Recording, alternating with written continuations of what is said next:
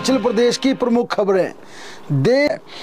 High court ने राज्य के पेंशनरों को लेकर जिस प्रकार से ग्रेच्युटी लीव इनकैशमेंट का फैसला सुनाया था, इन पारित आदेशों के बाद अब राज्य सरकार इस उधेड़-बुन में चल रही है कि किस प्रकार से इस मामले को दोबारा हाई कोर्ट की डबल बेंच में चैलेंज किया जाए। लिहाजा ग्रेच्युटी लीव इनकैशमेंट पर बाकायदा लॉ डिपार्टमेंट से ओपिनियन लिया गया है। रिटायर कर्मचारियों के वित्तीय लाभ को लेकर राज्य हाई कोर्ट ने बड़ा आदेश पारित करते हुए कहा था कि हिमाचल प्रदेश सचिवालय के पेंशनर्स को तमाम वित्तीय लाभ दिए जाएं और इस पारित आदेश के बाद सरकार कानून विभाग से राय मांगने के लिए फाइल भेज चुकी है।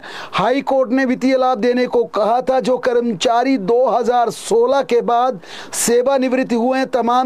तमाम कर्मचारी नए वेतनमान के अनुसार 2016 और 22 के बीच जितने भी राज्य के सचिवालय के कर्मचारी रिटायर हुए थे, उन्होंने अदालत का दरवाजा खटखटाते हुए कहा था कि उन्हें नए वेतनमान के तहत, संशोधित वेतनमान के तहत उन्हें ग्रेच्युटी लीव इनकैशमेंट तमाम जितने भी वित्तीय लाभ दिए जाए।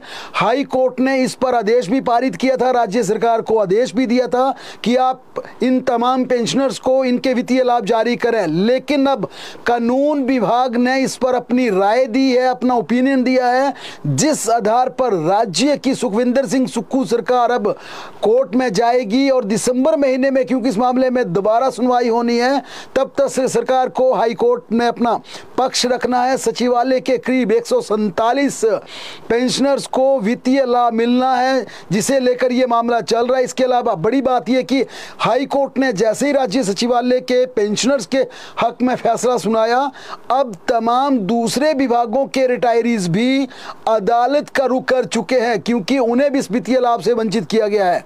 मुख्यमंत्री सुखविंदर सिंह सुक्खू ने ट्रांसपोर्ट को लेकर एक बड़ी बैठक बुलाई है।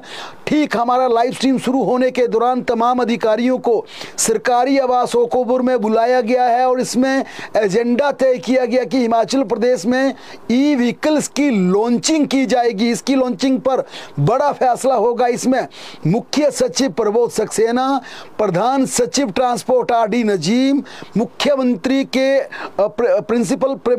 के सेक्रेटरी अभिषेक जैन, ट्रांसपोर्ट डायरेक्टर अनुपम कश्यप, एचआरटीसी के एमडी रोहन ठाकुर, इन तमाम अधिकारियों को मुख्यमंत्री ने ओकओवर में 6 बजे बुलाया है। सभी अधिकारियों को पहुंचने के निर्देश जारी किए हैं और इस बैठक में सबसे बड़ा फैसला होगा ई व्हीकल्स को लेकर कि राज्य में किस प्रकार से ई व्हीकल्स पर बेरोजगारों को 50% सब्सिडी के साथ सरकारी विभागों में उनकी गाड़ियां अटैच की जाए। इसके अलावा सरकार ने अन्य वाहनों पर भी सब्सिडी देनी है। एचआरटीसी के जिस प्रकार से रूट बंद किए गए हैं, अब निजी हाथों के लिए कुछ रूट्स अलॉट करने हैं। ये तमाम फाइलें लंबे समय से लंबित पड़ी थी और आरडी नजीम को आज मुख्यमंत्री ने आदेश किए थे कि जितने भी ट्रांसपोर्ट की पेंडेंसी है, लटके मामले हैं, उन तमाम मामलों को लेकर ओकओवर आए। इसके बाद सीएम ने कहा कि चीफ सेक्रेटरी को भी बुलाया जाए, डायरेक्टर ट्रांसपोर्ट को बुलाया जाए, एमडी एचआरटीसी को बुलाया जाए, अभिषेक जैन को बुलाया जाए, ताकि बड़ा फैसला जितने भी राज्यों में इस समय मसले ट्रांसपोर्ट के लटके हैं। और माना जा रहा है कि आज बड़ा फैसला इस बैठक में मुख्यमंत्री लेंगे कि राज्य में ई व्हीकल्स जिस प्रकार से रोजगार देने का एक प्रस्ताव सरकार का है, इसे कब लॉन्च किया जाए, क्योंकि इसका मसौदा तैयार हो चुका है, पूरी पॉलिसी तैयार हो चुकी है, नोटिफाई हो चुकी है। अब हिमाचल प्रदेश के युवाओं को टैक्सी के माध्यम से रोजगार सरकार देने जा रही है। 50% इस टैक्सी की कुल लागत का 50% सब्सिडी के रूप में सरकार खर्चा देगी, सरकार पैसा देगी। 10 लाख रुपए की टैक्सी खरीदने पर 5 लाख रुपए सरकार बैंक को देगी। शेष 5 लाख की राशि की किस्तें भरने के लिए भी सरकार ने व्यवस्था बनाई है और इस व्यवस्था के अनुसार जितने भी राज्य के बेरोजगार हैं जिनको ई टैक्सी मिलेगी, उनको बाकायदा प्रति महीने उन्हें पैसा दिया जाएगा, उनकी बैंक किस्त भी सरकार देगी। इसके अलावा उनका खर्चा, तेल पानी का तमाम खर्चा भी सरकार देगी। सीधा सुखविंदर सिंह सुक्खू सरकार का प्रयास है कि राज्य के बेरोजगारों को रोजगार दिया जाए और इसी मंशा के साथ आज मुख्यमंत्री ने सरकारी आवास में इन अधिकारियों को बुलाया है। में एक बड़ा प्रशासनिक फेरबदल होगा, क्योंकि हम ये बार बार अपने दर्शकों को खबर दे चुके हैं कि डीसी शिमला 3 साल का कार्यकाल पूरा हो चुका है। इसके अलावा डीसी ऊना राघव शर्मा का 3 साल का कार्यकाल हो चुका है। एसपी ऊना उनका भी कार्यकाल पूरा हो चुका है। ऐसे में केंद्रीय चुनाव आयोग के फरमानों पर राज्य की सुखविंदर सिंह सुक्खू सरकार को हिमाचल प्रदेश के 2 डीसी 1 एसपी बदलने पड़ेंगे।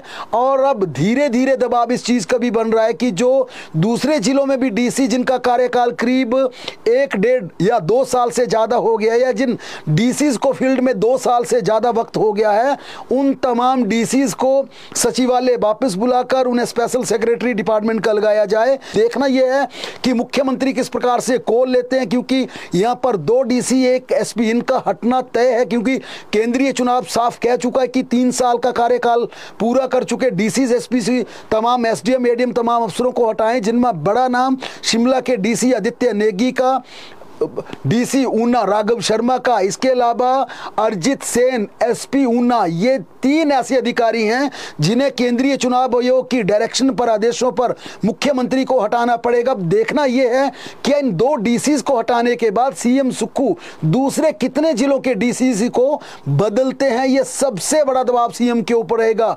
हालांकि सीएम फैसले लेने से नहीं कतराते, बड़े साहसिक फैसले लेते हैं। सीएम सुक्खू ने पूरा समय लिया यहां पर रखने का, अब पूरी तरह से अफसरों की मेरिट उनके पास बन चुकी है। इस आधार पर वह तमाम अफसरशाही का बदलाव करने जा रहे हैं। डीए की बात की जाए तो डीए पर भी मुख्यमंत्री से बात की। उनका कहना था कि अभी एम्स से वे लौटे हैं, उनका भी मन था कि दीपावली पर प्रदेश के कर्मचारियों को, पेंशनर्स को कुछ तोहफा दिया जाए, लेकिन प्रदेश की वित्तीय स्थिति इस समय ठीक नहीं है। उन्होंने कहा कि कुछ गैप जरूर हुआ है, अगर ये गैप ना होता तो जिस प्रकार से सरकार बड़े स्तर पर यहाँ पर पूरा अभियान चलाए हुए थी कि प्रदेश की वित्तीय स्थिति को ठीक किया जाए, इसके लिए कई ऐसे संसाधन, कई ऐसे रिसोर्सेज तलाशे गए थे, नए टैक्स लगाए गए थे, चाहे वाटर सेस की बात हो या फिर जिस प्रकार से कुछ दरें बढ़ाई गई थी। सरकार ने वैट पर बड़ा फैसला लिया था, पेट्रोल पदार्थों पर वैट को कम कर दिया था। ऐसे कई बड़े फैसले थे जिसमें सरकार की तिजोरी, सरकार का खजाना भर रहा था। लेकिन सीएम सुक्खू ने कहा कि इस समय सबसे बड़ा टास्क हमारे पास प्रदेश के जो लोग बेघर हुए थे डिजास्टर में, आपदा में, उन लोगों को बसाना है। कुछ समय का गैप जरूर हुआ है, लेकिन मैं अपना वचन, अपनी जुबान भूला नहीं हूं। मेरे कर्मचारी पेंशनर्स की उनकी पाई चुकाई जाएगी। एचआरटीसी की बात की जाए तो एचआरटीसी के बुकिंग काउंटर पर कैशलेस सुविधा शुरू हो गई है।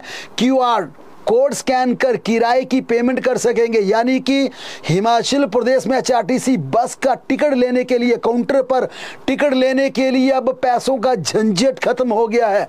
आप सीधी गूगल पे के माध्यम से या जितने भी ऐप हैं उनके माध्यम से एचआरटीसी को पैसे का भुगतान कर सकते हैं, ई टिकट ले सकते हैं। इस बारे में एचआरटीसी के एमडी रोहन ठाकुर से हमारी बात हुई, उनका कहना था कि शुरुआती दौर पर यह सुविधा एचआरटीसी के काउंटर पर शुरू की गई है। जनवरी में यह सुविधा एचआरटीसी के बस के अंदर भी शुरू कर दी।